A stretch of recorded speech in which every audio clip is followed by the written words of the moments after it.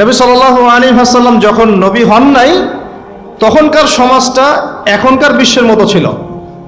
বলবেন কিভাবে? আমি বলছি, আমার কাছে হুজ্জাত আছে, প্রমাণ আছে।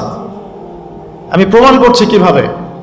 নবী সাল্লাল্লাহু আলাইহি ওয়াসাল্লাম যে যুগে নবী হন নাই, এখনো নবী হন নাই, যেটাকে আমরা বলি, কটাক্ষ করে বলি মধ্যযুগ, বা আমরা অনেক সময় অপমান করে বলি আইয়ামে জাহেলিয়া। শব্দগুলো শুনেছেন তো আপনারা? কখনো কি প্রশ্ন করেছেন যে আসলে কেন এই যুগটাকে আমরা জাহেলিয়া বলি, কেন অন্ধকারাচ্ছন্ন যুগ বলি? ওই যুগটা কি সূর্য উঠতো না? ওই যুগে কি সূর্য উঠতো না? তাহলে কেন অন্ধকারাচ্ছন্ন যুগ বলি?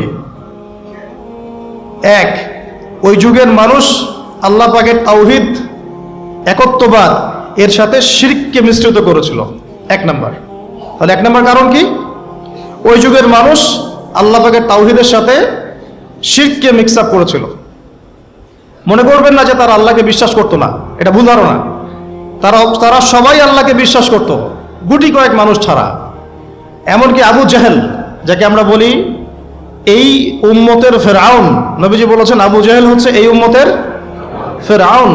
বদরের যুদ্ধে যখন আব্দুল্লাহ বিন মাসউদ রাদিয়াল্লাহু আনহু তার গর্দানটা কেটে নিয়ে আসছেন, রাসূলের সামনে রেখেছেন সাল্লাল্লাহু আলাইহি ওয়াসাল্লাম, নবীজি গর্দান দেখে বলেছিলেন, এ হচ্ছে এই উম্মতের আবু জেহেল, এই হচ্ছে এই উম্মতের ফেরাউন। এই আবু জেহেল হচ্ছে এই উম্মতের ফেরাউন। আর ফেরাউনের চেয়ে বড় কোনো কাফের নাই, এখনো নাই, ছিলও না, আসবেও না ইনশাআল্লাহ। তো এই আবু জেহেল যখন বদরের যুদ্ধ করতে যাচ্ছিল, তখন সে প্রথমে কাবা ঘরে গিয়েছে। কোথায় গিয়েছে? গিয়ে বলেছে, আল্লাহুম্মা ইন কুনতা তা'লাম, হে আল্লাহ আপনি যদি জানেন। আর কথাগুলো খেয়াল করবেন, হে আল্লাহ আপনি যদি জানেন যে আন্না মুহাম্মাদান আলাল হক, মুহাম্মদ সাল্লাল্লাহু আলাইহি ওয়াসাল্লাম সত্যের উপরে আছে, ফানসুরহু, আল্লাহ আপনি তাকেই সাহায্য করেন। বুঝাতে পারলাম? ওয়া ইন কুনতা তা'লাম, এবং আপনি যদি জানেন যে নাহনুল কুরাইশ আলাল হক, আমরা কুরাইশরা হকের উপরে আছি, ফানসুরনা, তাহলে আমাদেরকে সাহায্য করেন। বুঝাতে চাচ্ছি, আবু জাহেলের মতো মানুষও আল্লাহকে বিশ্বাস করত। আইয়ামে জাহিলিয়াত মানে এমন নয় যে ওরা সবাই নাস্তিক ছিল, না, নট এট অল, মোটেই এমন নয়। তারা আল্লাহকে বিশ্বাস করতো। তাহলে আল্লাহ পাক তাদেরকে কাফের কেন বলছেন? উত্তর সূরা জুমারের মধ্যে আছে। তারা লাত, উজ্জা, হুবল, মানাত এগুলোর পূজা করত, মূর্তি পূজা করত, এটা তো আপনারা জানেন। তো তারা বলতো, তাদের যুক্তি ছিল, মা না'বুদুহুম, আমরা শুধুমাত্র এই কারণেই তাদের ইবাদত করি, ইল্লা লিয়ুকাররিবুনা ইলাল্লাহি যুলফা, এরা আমাদেরকে আল্লাহ পর্যন্ত পৌঁছে দিবে। নাউযুবিল্লাহ। তাহলে রিজনটা কি? দলিল আদিল্লা কি তাদের মূর্তি পূজার পিছনে? আমরা এগুলোর মধ্য দিয়ে আল্লাহর নৈকট্য অর্জন করতে চাচ্ছি। তার মানে তারা সবাই আল্লাহকে বিশ্বাস তো করতো যে একজন আল্লাহ আছেন। এখনকার বিশ্বের দিকে তাকিয়ে দেখুন, ওই একই শিরকের ছোঁয়া সব জায়গায় লেগে গেছে। মানুষ আল্লাহকে বিশ্বাস করে, কিন্তু ইবাদত বন্দেগীর জীবনে গিয়ে আল্লাহর সাথে অন্যকে শরিক করছে। ইকোনমিতে গিয়ে আল্লাহর সাথে অন্যকে শরিক করছে। পলিটিক্স করতে গিয়ে আল্লাহর সাথে অন্যকে শরিক করছে। ওয়ার্ল্ড অ্যাফেয়ার্সকে ডিল করতে গিয়ে আল্লাহর সাথে অন্যকে শরিক করছে। মানুষ আল্লাহকে বিশ্বাস করেও এখন মুশরিক হচ্ছে। আপনি কোন সেন্সে ওইটাকে আইয়ামে জাহিলিয়াত বলছেন, আর এখনকার যুগটাকে পুত পবিত্র বলছেন? এগিয়ে যাওয়ার যুগ, সায়েন্স অ্যান্ড টেকনোলজির যুগ। দেখাচ্ছি আপনাকে টেকনোলজি কাকে বলে। সুলাইমান আলাইহিস সালামের সময় বিশ্বে এমন প্রযুক্তি ছিল, এই প্রযুক্তির ধার কাছেও কোনোদিনও এই বিশ্ব আর যেতে পারবে না। আমি আমার হ্যাডসেট নিচ থেকে কথা বলছি না, এগুলোর দলিল আছে সূরা সাবার মধ্যে, সূরা নামলের মধ্যে, অন্য অনেক জায়গায়, যে আল্লাহ রাব্বুল আলামিন সুলাইমান আলাইহিস সালামকে এমন রাজত্ব দিয়েছিলেন, এমন সুপ্রিম অথরিটি, ক্ষমতা, পাওয়ার, টেকনোলজি পৃথিবীতে কখনো ছিলও না, কিয়ামত পর্যন্ত আসবেও না। এখন পর্যন্ত কোনো টেকনোলজি আসে নাই যে আমি এই চেয়ারটাকে বলবো চলো আমাকে ঢাকায় নিয়ে নামাই দিবে, তাও আবার 1 সেকেন্ডের মধ্যে। কতটুকু সময়? এখন পর্যন্ত কোনো টেকনোলজি আসে নাই যে আমি চোখের পলক ফেলবো, এইটুক সময়ের মধ্যে আমার স্ত্রীকে আমার পাশে নিয়ে বসাই দিবে। আসছে? সুলাইমান আলাইহিস সালামের সময় এমন ছিল। সাগর থেকে মুক্তা মণিমুক্তা আরোহণ করে এটা দিয়ে অট্টালিকা নির্মাণ করা হতো। তিনি জিন জাতিকে দিয়ে কাজ করাতে পারতেন। তিনি যাচ্ছেন রাস্তায়, পিঁপড়ারা গল্প করছে, এই সবাই গর্তে ঢুকো, সুলাইমান আসলে তোমাদেরকে পিষে ফেলবে, আর তিনি মুচকি মুচকি হাসছেন। পাখির ভাষাও বুঝতে পারছেন, পিঁপড়ার ভাষাও বুঝতে পারছেন। তার বাবা দাউদ আলাইহিস সালাম জাবুর তেলাওয়াত করছেন, এই সাগরের মাছ সব কাছে চলে আসছে জাবুর শোনার জন্য। এমন প্রযুক্তি আপনি এখনো বের করতে পেরেছেন?